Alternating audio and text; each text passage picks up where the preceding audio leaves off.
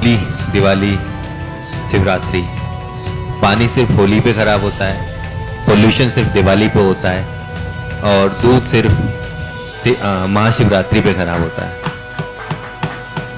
इसके अगेंस्ट इस क्वेश्चन का इसका ईमानदारी से जवाब आपने मुझसे बहुत बेहतर दिया था जब हम 19 अप्रैल की मीटिंग की तैयारी के लिए पहली बार मिले थे।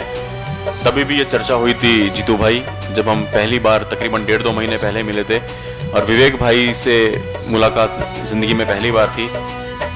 उन्होंने उस दिन ये चीज बोली थी कि शुभम भाई,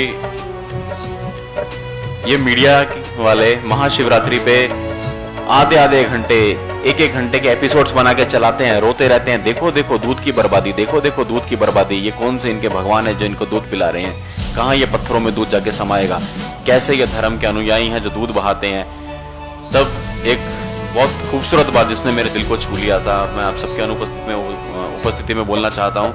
विवेक भाई ने यह कहा था कि शुभम भाई, एक शिवरात्रि के दिन भगवान शिव जी के ऊपर बहाया हुआ दूध इनको दिखता है, पर एक जो गौ माता कटती है उसके लिए कभी नहीं बोलते जो पूरी जिंदगी में कितना दूध देती।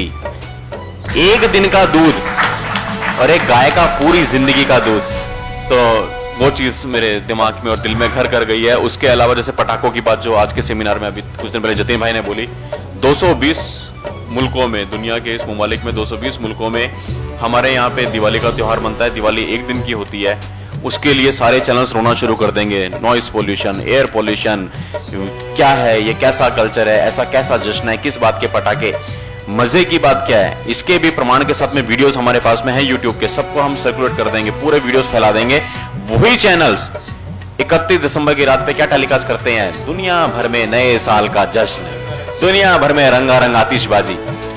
220 देशों में एक देश की आतिशबाजी तुम्हें भारी पड़ रही है एक ही दिन के लिए, और 220 मुल्कों की आतिशबाजी तुम लाइव दिखा रहे हो। ये डबल स्टैंडर्ड्स है, हमें यही अवेयरनेस लोगों में लेके आनी है। होली पे आप कहते हो पानी बर्बाद हो रहा है, मैं फिर से कहूंगा हमें किसी धर्म से कोई एलर्जी नहीं है, लेकिन अगर तुम एक बाप की औलाद हो, मीडिया वालों, अगर एक बाप की औलाद हो, मैंने कहा था आज कुछ कुंदक में ऐसे वर्ड्स निकल सकते हैं, माफ कीजिएगा, लेकिन चैलेंज करता हूं, एक बाप की औलाद हो तो मुहर्रम पे बना दो ना आधे घंटे का एपिसोड।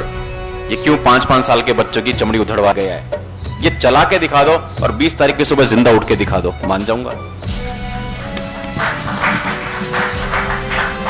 हमें एलर्जी नहीं है, जो जिस धर्म का पालन कर रहा है बिल्कुल शौक से करे, लेकिन हमारी ये पीड़ा है, हम सताए हुए हैं अपने देश में। उस दिन गौरव भाई कहाँ है, गौरव भाई ने बोला था, इनके कोई मुस्लिम मित्र हैं जो कि एक दिन इनको बोल रहे थे कि ये भी उसी दिन की बात है जब विवेक भाई ने ये वाला बात बोली थी, पहली मीटिंग वाली, जब हम ऊपर बैठे हुए थे यहाँ पे। गौरव भाई ने कहा कि शुभम भाई, मुझे तो कई बार शर्म आती है, हमारे मुस्लिम दोस्त ये बोल देते हैं कि गौरव भाई, ये मीडिया तुम हिंदुओं के पीछे क्यों पड़ी है। मतलब मुस्लिम दोस्त ये बोलते हैं कि गौरव भाई, ये मीडिया तुम हिंदुओं के पीछे क्यों पड़ी है। बोले इसका जवाब क्या दूं। मैंने कहा इसका जवाब समय देगा। हमें किसी से नाराजगी नहीं है, किसी धर्म से एलर्जी नहीं है, लेकिन हाँ, मीडिया को आईना दिखाने का समय आ गया है और मीडिया ने हमारा जितना भी शोषण किया है उनको सूद समेत हम वापस लौटाएंगे। आसान रास्ता मैंने सेमिनार में बीच में बोला था, वो आसान रास्ता है, वो हम नहीं इख्तियार करेंगे, हम मुश्किल पथ पे चलेंगे।